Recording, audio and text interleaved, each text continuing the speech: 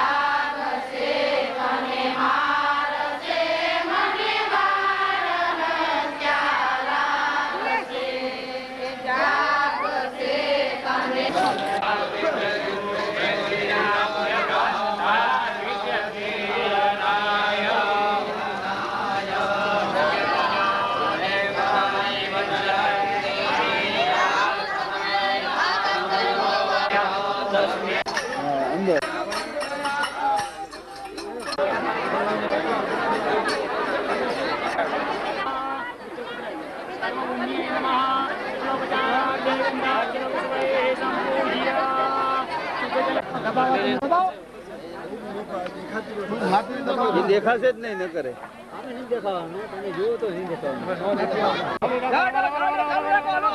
દિલીપભાઈ આવી જાઓ, દિલીપભાઈ આવી જાઓ, દિલીપભાઈ આવી જાઓ તો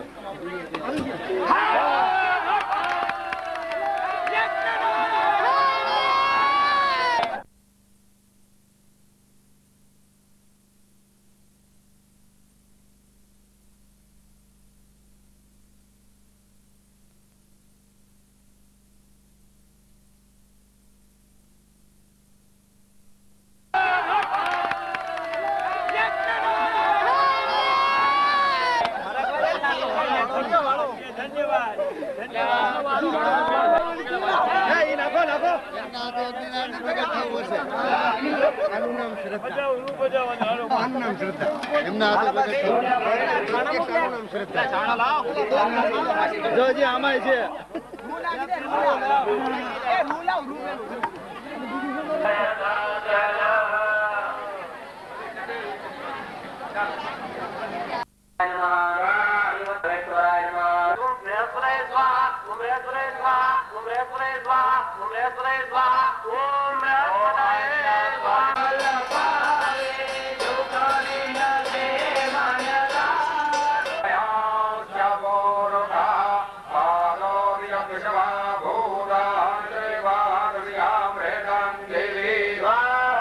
Om Deva Durga Udai Muruga